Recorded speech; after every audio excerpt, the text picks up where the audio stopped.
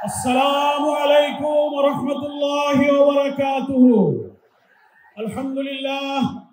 अल्हम्दुलिल्लाहि रब्बिल आलमीन, अस्सलातु वस्सलामु अला सय्यिदिल मुरसलीन व अला आलिहि व सहाबिहि अजमाइन।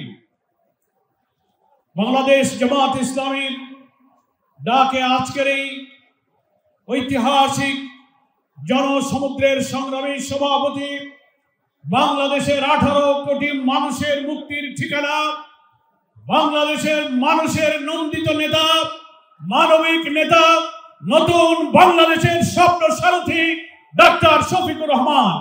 মঞ্চে উপস্থিত সম্মানিত জাতীয় নেতৃবৃন্দ, আমার প্রিয় দেশবাসী, আজকের এই জনসমুদ্র প্রমাণ করে 17-18 বছর ধরে জামাত ইসলামী তথা ইসলামী শক্তির উপরে যে অত্যাচার, জুলুম, নিপীড়ন হয়েছে তার বিরুদ্ধে এই জনসমুদ্র হচ্ছে গণবিস্ফোরণের সৃষ্টি করেছে।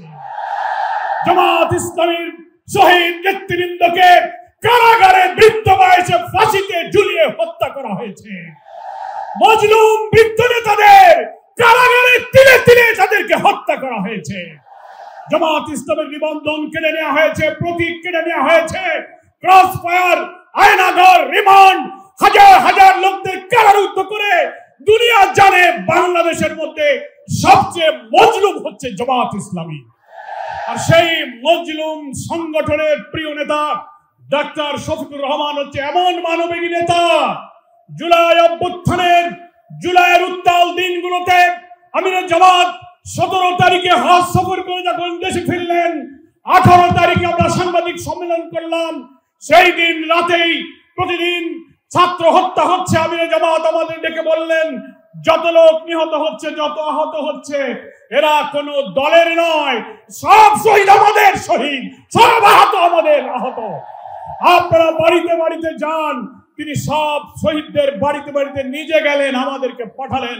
সহস্র শহীদের বাড়িতে, হাসপাতালে, বাড়িতে রক্তাক্ত অস্ত্রসিক্ত রোগীদের পাশে তিনি ছুটে গিয়েছেন। সাধ্যমতো আমরাই মনে হয় বাংলাদেশের রাজনৈতিক দলের মধ্যে মহান আল্লাহর ইচ্ছায় বেশিরভাগ শহীদের পাশে দাঁড়াবার সুযোগ পেয়েছে, আলহামদুলিল্লাহ।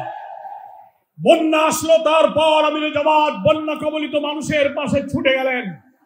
পূজা আসলো, হিন্দু ধর্মাবলম্বী, খ্রিস্টান, সব ধর্মের নিরাপত্তার জন্য তিনি নির্দেশ দিলেন তাদের পাশে দাঁড়িয়ে যান। জামাত শিবিরের কর্মীরা তাদের ধর্মীয় প্রতিষ্ঠানগুলো পাহারা দিতে শুরু করেছে। ফলে হিন্দুদের বাড়িঘর দখল, অত্যাচার, নির্যাতনের বিরুদ্ধে তিনি কোনো প্রতিক্রিয়া না করে পাশে দাঁড়িয়ে তাদের ঘর বানিয়ে সাহায্য করে তাদের মানবিক সাহায্য তিনি করেছেন। আমার প্রিয় নেতা হচ্ছে জাতীয় মানবিক নেতা।